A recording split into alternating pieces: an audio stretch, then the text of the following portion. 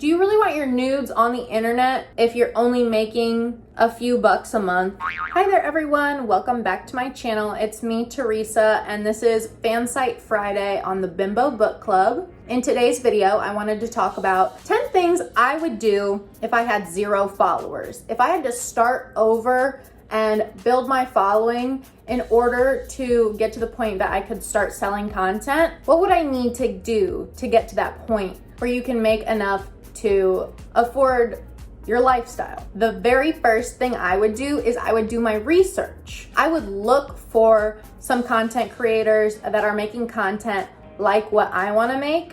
So somebody that looks kind of like me, that has the same aesthetic as me, maybe they have the same kind of profile as you, depending on like what kind of tweets they're posting. You know, some girls, they'll only post ads, and some girls, they like to be comedians like me. That's what I do, and that's how I like to grow my following. But other girls, they would prefer to keep it strictly as an advertising space. So maybe you can figure out what way you want to advertise, and you can find somebody that has the same aesthetic and looks kind of similar to you as well. I think I talked about that in my video about how to build a profitable OnlyFans, is just finding somebody that inspires you, and maybe since you don't have your own analytics, you can analyze their analytics. You can identify patterns in their content, see what times of day they're posting and what kinds of content their subscribers like. And I don't mean stealing ideas. No, you should not steal anyone's intellectual property. I'm just saying, for research purposes, if you want to build a platform, you need to know where to start. You should look around and see what's going on in the industry around you, figure out what kind of market you want to be aiming towards. And if you don't know anything about this industry, then maybe you just want to take a look around you. See who is a realistic role model for you going forward as you begin this journey. Second thing, you're obviously going to want to create your social media profiles. I think that you should get started by signing up on all of the major platforms. I would say Twitter, Instagram, TikTok, Reddit. Check out my video about ranking the social media platforms, and I will post it above and in the description below. Each platform has its own pros and cons, and as you get further into the industry, you're going to realize which platforms work best for you and what kind of content you're putting out. And they'll thin out as time goes on, I think, or you can continue to run all of them. But especially when you're small, I think you might as well post to as many platforms as you can and just see where you get the most popular. That's kind of what happened to me. I just happened to get popular on Twitter rather than some of the other platforms. It wasn't because I was trying to get popular. It was just I happened to hit the Twitter jackpot a couple of times, and I was in some good engagement groups, and I worked my way up to this point over the past 2 years. And you'll kind of find that for yourself, and maybe in the future you're going to want to change those platforms. That's kind of what I'm in the process of doing. Like I said in that video that I mentioned earlier, I'm kind of focusing more on TikTok and Instagram these days, and you can make those decisions, but you want to have those social media platforms already created with your username, your name, you know, your profile picture, your banner. You can do the absolute bare minimum to keep some of those platforms running. That's kind of what I do with Reddit. I think I post on Reddit maybe like once a month. And then third, as I mentioned before, you're gonna need a profile picture, a banner, etc. So the third thing that I would say is building your brand. You really want to have continuity across those platforms. So you want to know maybe like your color scheme or your font, depending on which platform you're using. Some of these things might be different. So like on Twitter, it might not necessarily be your font, but maybe it's the way that you type. You know, like I never use capital letters, so you can tell that I have that specific style of typing. It's not unique to me because a lot of people do it, but it is a characteristic of my brand. Like I said, when you're small, that's the best time to do some of this cross-platform marketing and creating content that includes a call to action. You can see that on my platforms. Like if you go to my TikTok, I have some TikToks that'll say, like, follow me on Instagram. Or, you know, in my videos here, I always link my link tree down below if you want to check those out. But that is how you can build a larger audience of people that really support you. Because as long as you're niched down, which is why you kind of want to look at some of those other people in order to build your brand in a way that is unique to you and authentic and aligns with what you're willing to do. But like, why not take a look at what's working for other people already? And one of those things that plenty of other YouTubers that talk about building social media platforms, they will tell you to add a call to action into your posts on whatever platform. There are different ways to do it on different platforms. I recommend you go check out maybe somebody that specializes in an individual platform if you want to know the best way to tag on a call to action for your audience. But I think that that is a great way to build a community of followers rather than just like begging on each individual platform. If you can just tell people like, hey, if you already follow me on Twitter, go follow me on Instagram. If you follow me on TikTok, go follow me on, I don't know, Reddit. So building your brand is all about cross-platform marketing and brand continuity. Make sure you leave a comment down below. I've been kind of thinking about making a video talking about branding and different things to consider when building your brand. So if you're interested in seeing that video, make sure you comment down below and let me know. The fourth thing I would do, I would probably try and join in on some threads. Personally, I know that they're oversaturated and there are a lot of threads that aren't that great, and a lot of buyers don't actually look through threads. But you've got to start somewhere.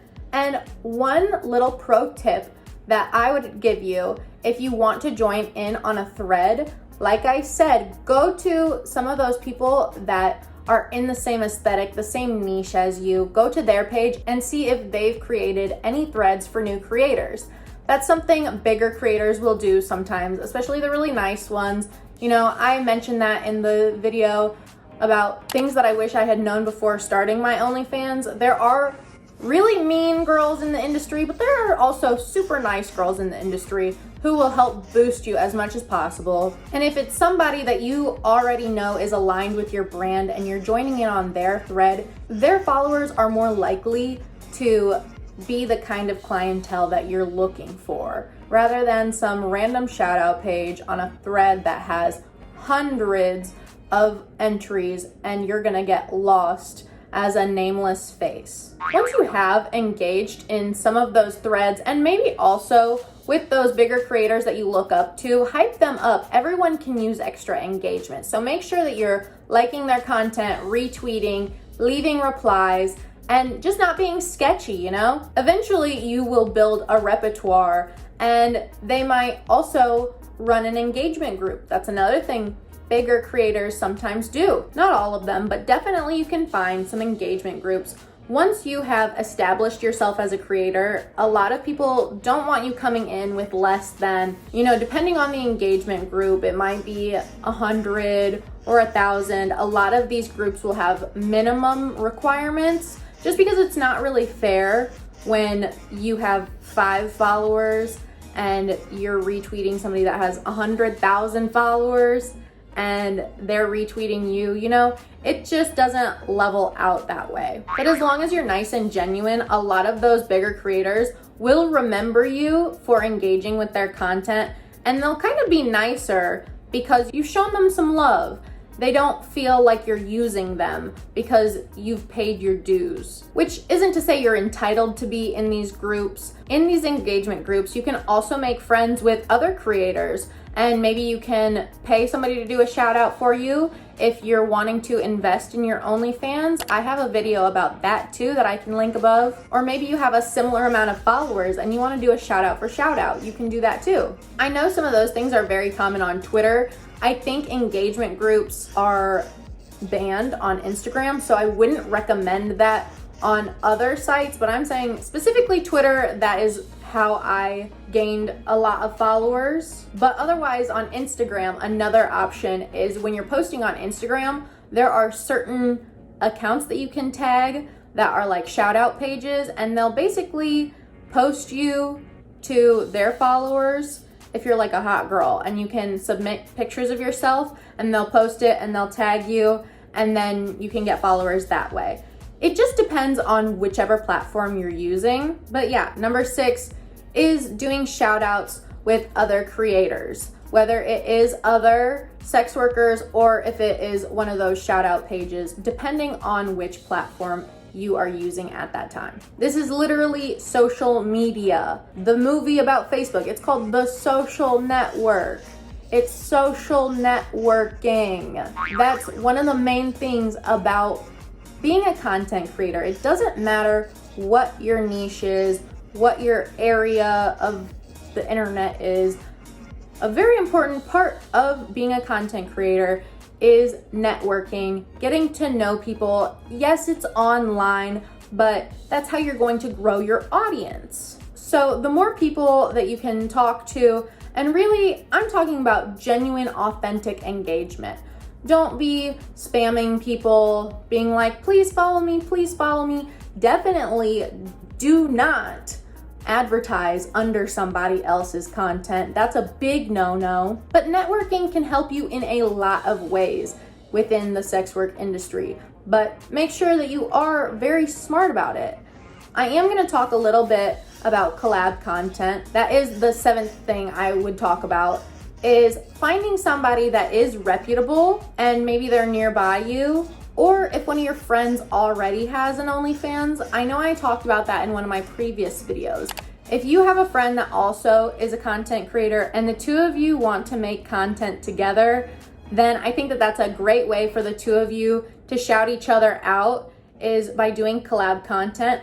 But be sure that you understand, be safe about this. It's so hard in this industry because there are some sketchy people. And that's what this channel is about. I want everyone to be safe. I want everyone to be smart. And I want everyone to make a fucking bag, okay? So just be smart about it. If you're going to be collabing with content, make sure it's somebody either that you know or it's somebody that is very reputable. You know that they are who they say they are.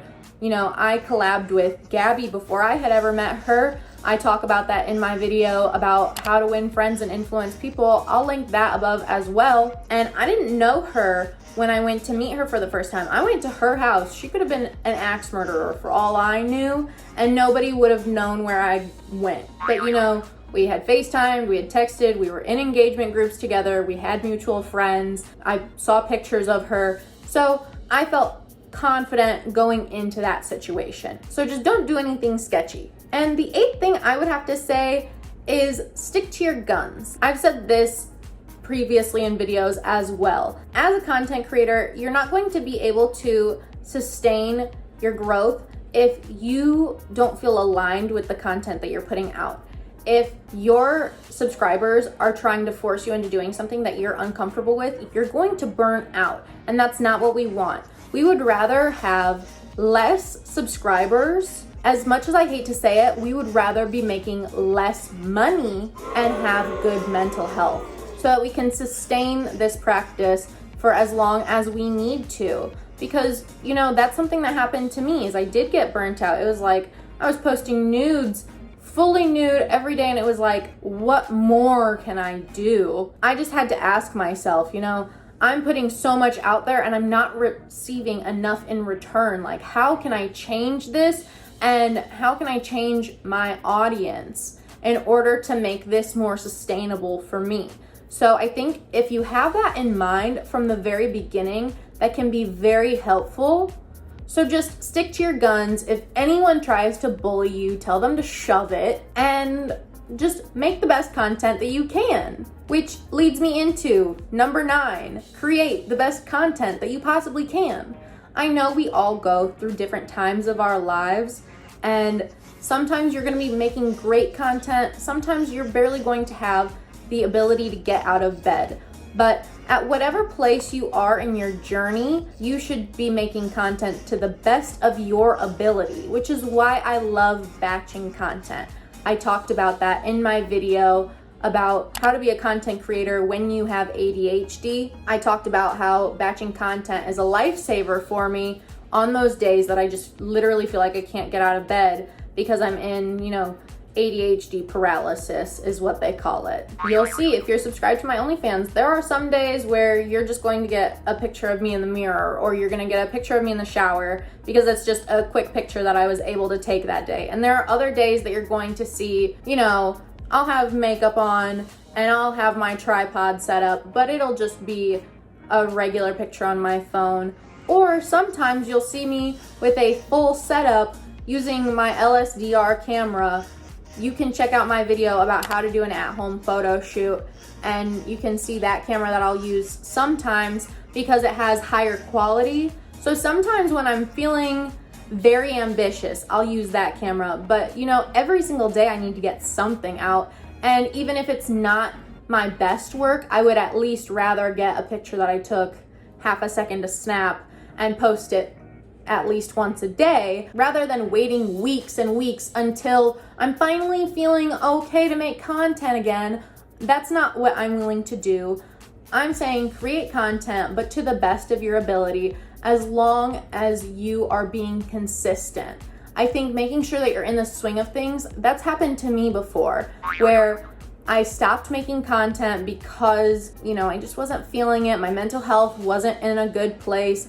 And even once I got back into my normal mindset, I just wasn't wanting to make content because it hadn't been a must for me. It wasn't a non-negotiable for me to make content, and now it is. And the 10th thing I would say is don't be afraid. I think that you really need to jump head first if you want to do this. If you are seeing OnlyFans as another source of income, you can't just dip your toes in, and you might make $20 a month or something, but do you really want your nudes on the internet if you're only making a few bucks a month? No, maybe that is what you're looking for, but for me, if I'm going to be putting in this much effort to my work, then I want to be known for my work. I'm not trying to hide it from anyone. I think I kind of was a little bit when I first started, only because I didn't want my parents finding out. But now that my parents know, make sure you check out my video interviewing my parents and asking them how they feel about me having an OnlyFans. But before my parents knew, I didn't really want them to find out. And then after my parents knew, it was just kind of like, who cares? Actually, a lot of my subscribers are people that I went to high school and college with, and I live 1,000 miles away now, so it doesn't really matter to me. If somebody wants to say something about me in my hometown, or they want to start a rumor, I don't really care. You're still paying to see me naked. You're still paying for my content. Therefore, you can't bully me because you're already paying me. I don't feel bad about it. So really, just don't be afraid of what people are going to be saying about you because you have an OnlyFans. It's better for you to jump head first, dive right in, rather than try to tiptoe around it so that nobody finds out about it. Honestly, there are some people that are able to do that. There are people that have been able to have successful OnlyFans without their face in it, but I think it's a lot less common. So I think you might as well just say, here's my face, here's my body. You can choose a stage name or something if you don't want people knowing that it's you. And maybe that's exactly why you're watching this video, is because you don't want to use your personal account when you are marketing and advertising your OnlyFans. And so you're going to be having to start over from scratch. And that's why you're watching this video. And while yes, there is something to be said for having a personal account and having a business account, I know a lot of people that do that. I've even been considering doing that because, you know, sometimes I want to talk about astrology or I want to talk about my feelings. And do my followers care to hear about that? Some of them yes, some of them no. So if I can push the ones who care to another account and just advertise on my business account, maybe that's something worth exploring. I do know a few people that do that, but I really don't think you can be afraid of people figuring out who you are if you really want to be successful. Yes, if you're just looking for some pocket change, maybe that's something that you can do. But if you're really trying to create an extra stream of income or live sustainably off of your OnlyFans money or whatever fan site that you are using, I think if you are just starting out, I would go for OnlyFans because they have a more well-known name. So you might be able to attract followers easier. I talked about that in my video ranking the different fan site platforms. It's just hard to push new subscribers to new fan sites that they're not already signed up for. And since so many of them are already signed up for OnlyFans, if I were just starting out, little bonus tip, I would start with OnlyFans. Some people might not agree, but that might be easier for the name recognition. Make sure you also check out, depending on what kind of content you're wanting to produce, check out what kind of content you can put on OnlyFans or on those other sites. So if you're trying to do something a little more hardcore, OnlyFans might not allow it.